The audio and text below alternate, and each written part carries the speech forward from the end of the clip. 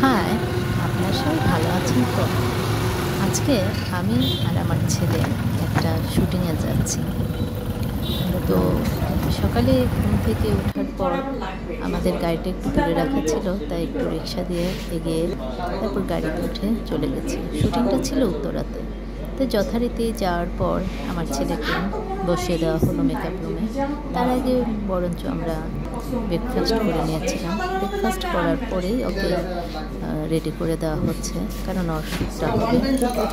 তো ওকে ওর মেকআপ নেওয়া হয়ে গেছে, এখনও একটু ওয়েটিংয়ে আছে। ওকে যখন ডাকা হবে তখন ও যাবে। তো ওর শুরু হয়ে গেল। তো আমি এদিকে ওর শুটিং টাইমটাকে দেখছি এবং ওর কিছু মোমেন্টসগুলো ক্যামেরা বন্ধ করে নিচ্ছি।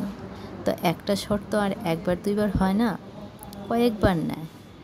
তারপর ওদের জাস্ট শুটিংটা যখন শুরু হলো, বেশ কিছু ডায়লগ ছিল, সেগুলো কয়েকবার দিচ্ছে। তোর সাথে যে কো আর্টিস্টটা ছিল, যে মেয়েটা, ওরই সেম এজের ছিল। তো ওর একটু ভুল ভ্রান্তি হচ্ছিল বলে বারবার এটাকে ডিরেক্টর দেখিয়ে দিচ্ছে এবং বলে বলে দিচ্ছে।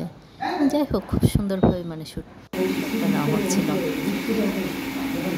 তো ওরা যখন শটটা নিচ্ছিল তখন আমি এদিকে আর বসে কী করবো, একটু নিজেকেও দেখে নিচ্ছিলাম আর খানা দানাও করছিলাম। জাস্ট 11টা-12টার দিকে একটা টিফিন দেওয়া হয়, সেই টিফিনটাও খাচ্ছিলাম আর ওদের শটটা যে নিচ্ছিল সেটা দেখছিলাম।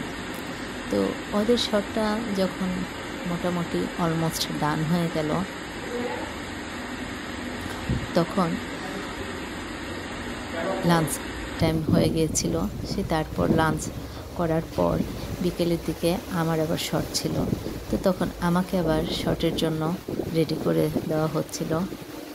তারপর সেই শটের জায়গায় যে মানে আমাদের তো একটা জোন থাকে, শুটিং জোন, সেখানে সব কিছু সেট করা থাকে। সেখানে যে বসলাম, তারপর কে কোথায় বসবো সেটাও তারাই বলে দেয়। তো সবাই যখন আসতে একটু দেরি হচ্ছিল, তখন আমি আমাকে নিজেই ক্যামেরা বন্দি করে নিচ্ছি, কারণ আমার ভিডিওসগুলো আমাকেই করতে হয়, কারণ হেল্প করার মতো কেউ থাকে না। আর হেল্প করবেই বা কী করে, সবাই তো তখন যার যার কাজ নিয়ে ব্যস্ত থাকে। ছেলে ছিল একটু মানে আমার জোন থেকে বাইরে, তো আর আমার কাছে ছিল না বলে ওকে আর ভিডিওটা করাতে পারিনি, আমারটা আমি নিজেই করেছি।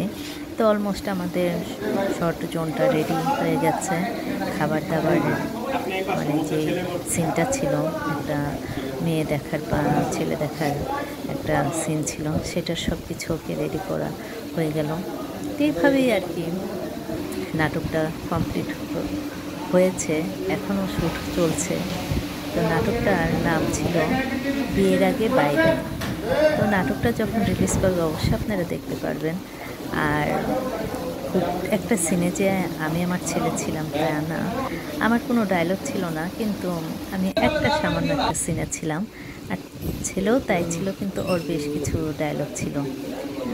তো এই আর কি আপনাদের সাথে একটু শেয়ার করলাম, কারণ আমি প্রায় সময় শুটিংয়ে কী কী হয় না হয় আপনাদের সাথে শেয়ার করে মজা পাই, এবং আপনারা কতটুকু আনন্দ পান তা আমি ঠিক জানি না, আমাকে জানাবেন।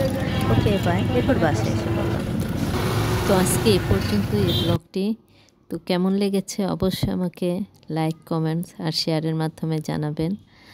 আর সবচাইতে বড় কথা, আপনারা যদি আমাকে এভাবে সাপোর্ট করেন কিংবা আমার ব্লগগুলো দেখতে চান, তাহলে আমি নতুন নতুন ব্লগ আপনাদের সাথে শেয়ার করতে